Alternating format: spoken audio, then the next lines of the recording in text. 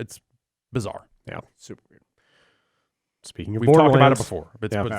It's a bizarre tale. It's just segue after segue here. Speaking of Borderlands, I wasn't expecting this to come up in news because we had been talking about this here internally a little bit, but then Kotaku ran a story about it yesterday, so it kind of became news.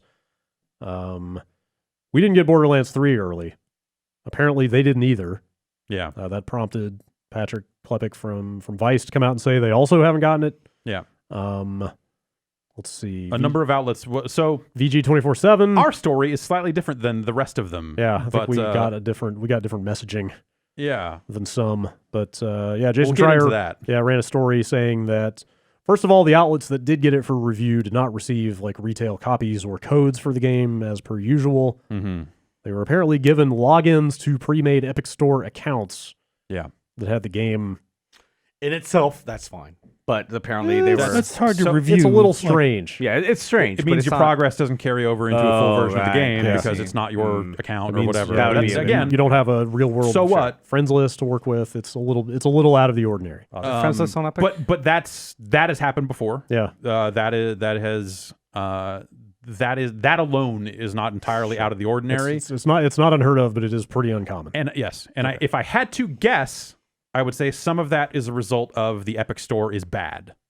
Or like is not developed well on the feature side. We got keys for Tetris that worked prior to release. Yeah, we've certainly gotten codes. We have gotten codes for games on the Epic Store before they were out. Absolutely. Okay. So that is doable. But if they were like pushing builds constantly, Fortnite pushes a build every goddamn day some weeks, right? I mean, but the supposition here is that this is a pre-release version of the game that is not like they got caveats for that saying like, hey, or there were technical issues that were maybe not indicative of the final quality of the game, which again, always happens. Yeah, there have been cases where they send out, companies have sent out review builds with lists of things that'll be in a day one patch, or lists of things they're aware of that they're working on. Yep. I think the response there is just like, well, I don't know that we can base a final score on this version of the game because it's not the game.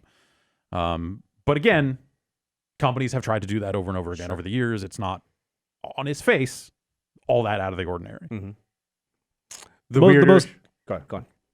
Sorry. The most unusual aspect of this is just the wide array of outlets who did not get access to a review build of the game ahead of time. And what, since you have the story right there, what is the reasoning given? I don't think Kotaku wrote in their story, Kotaku requested access to Borderlands 3 for a review, but did not get access. A representative for 2K cited security concerns and told us we'd get code for the much anticipated shooter on Thursday, September 12th, the day before it launches. Quite a few European outlets also did not get access to it.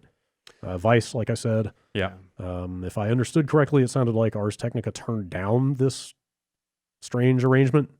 Yeah, which if the build's not the build, then at some point you're like, why would we even waste our time playing it? Anyway, reviews from the outlets who did get it hit yesterday.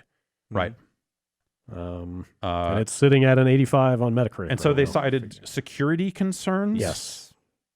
Yeah. Which for 2 days before it launches, that's a little weird. Also, they did have a big problem with someone leaking a bunch of stuff, and they took action against a YouTube creator. Somebody who had access to pre-release stuff. That found a bunch of shit that they shouldn't have or hacked. I don't know what the situation is there. Or just releasing info about the game that was under embargo. Yeah. Yeah.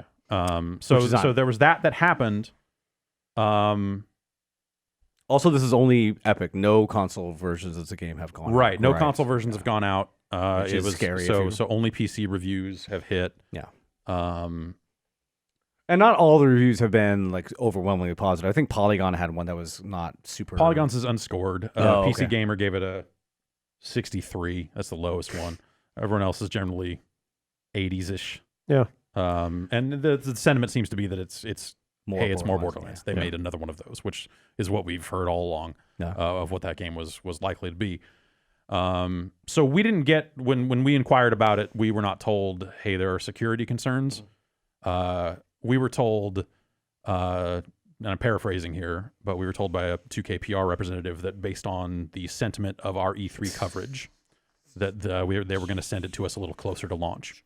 We've heard that before too. Which, if you, so if you want to take that, I feel like that just like empties a full magazine into the security concern shit and makes it sound a whole lot that they wanted to micromanage reviews for a good day one Metacritic. Congratulations to them for their 85 on day one. Nice. A lot of You nailed publishers do this for games they're Yeah, unsure I mean, about. to be clear, it is happens entirely with movies, happens with entirely their prerogative to do it. Yes. They are not entitled, we're not entitled to receive anything from them. And on some level, I kind of appreciate the honesty. But that's the thing is I feel like we got the actual answer and everyone else got this weird runaround.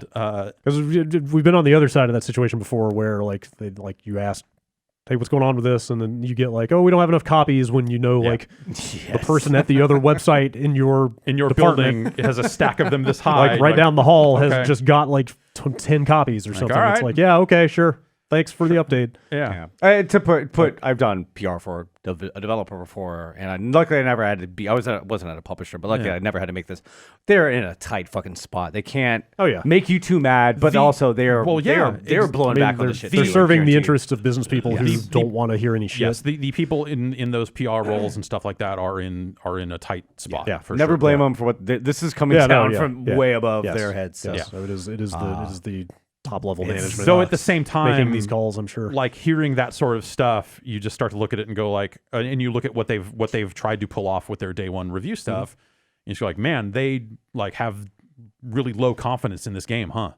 Yeah, it seems that way. Like that's what that says to me. Is that internally they're like, ugh. They are spending probably tens of millions of dollars. It's the sequel to Borderlands. Yeah. Like Borderlands 1 and 2. Like this will sell on inertia alone, right? Yeah. I mean, it's the fucking third Borderlands game. Yep. Like they are putting the money behind it. For as much as like it hasn't necessarily looked like tremendous in some of the preview stuff, and for as much as like Gearbox's own weird issues have, put that cloud over it, like I really want to see what a third Borderlands is like. Me too. I think the writing in Borderlands 2 was not good, but some of those people are not there anymore, and so the gameplay was really fucking fun. Most of the reviews I looked at said the writing is worse. That's yes. So yes, in the context of that, that's maybe. But like I'm saying, as someone going into the game, like I am fucking really looking forward to seeing Borderlands 3 for myself. Sure. Forget who said it, but somebody said the game's attitude about sex jokes was like from the perspective of a 13-year-old who's never had it, and that seemed like a I don't know. We'll know more later. From the developer that owns the Duke Nukem IP. Yeah.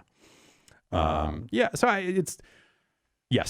that's a weird. This is a weird situation, and I think it's probably, if I had to guess, I'd say it's like multiple issues coming together on like something about the Epic Store is probably to blame here with regards to access to builds and all that sort of stuff, but also they seem as skittish gets about the reaction to the game, and that's why they've really tried to micromanage it. Yeah.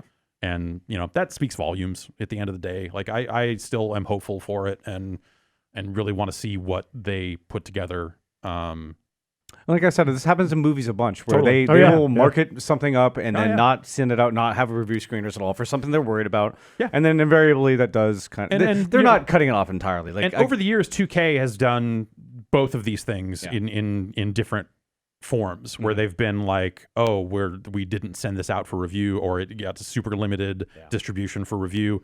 And then also, I don't know if you have ever dealt with this, but like 2K was the one company that was running, it was like an extra layer of DRM on top of their review builds. Yeah. And it was some kind of like 2K portcullis. Yep. That you would run alongside a review build of a game, and you'd have to download that separately. They would send you an email with the portcullis download for that build of the game. Mm-hmm. You would play the game on Steam. It would be a separate review branch. So like, they've also been weird about securing builds of games. For an online kind of shooter, I mean, I get that they don't, because this game can't play an online shooter. I get it. It's a 4-player game. You can play it offline. It's not a It's still just weird. We'll know more later this week about the quality of that game, I think. I mean, it's out Friday, right? Yeah. So we'll check it out then and see how it goes, or maybe they'll send us. I think we got the same follow-up response that Kotaku did about builds, and if they stick to that, which we'll see, we'll see what comes out the other end. It's hard to imagine a world where like the console versions of that don't run well. Yeah, I mean, it's just Borderlands 3 on some level. That should run fine. It doesn't look very different. They've done the remasters of the old games, like they've had experience on these consoles, so it just nothing about that strikes me as something that would be an issue, given what that game is. So I'm not reading anything into that. Get me in there shooting. I like the shooting in those games. I like the abilities and playing with people. Give me the fun guns. Yeah. And hopefully a character class that is good. Get this. One of the rare guns is apparently called the butt plug. Yeah. Sick. Watch out, dude. Don't cut yourself on the edge. Damn. Apparently they put the gun that shoots guns in there properly this time. Good. So they closed the loop on that. Yeah. I hope it's good. We'll know soon. Hope everything is good. Me too. You don't ever want a game to be bad.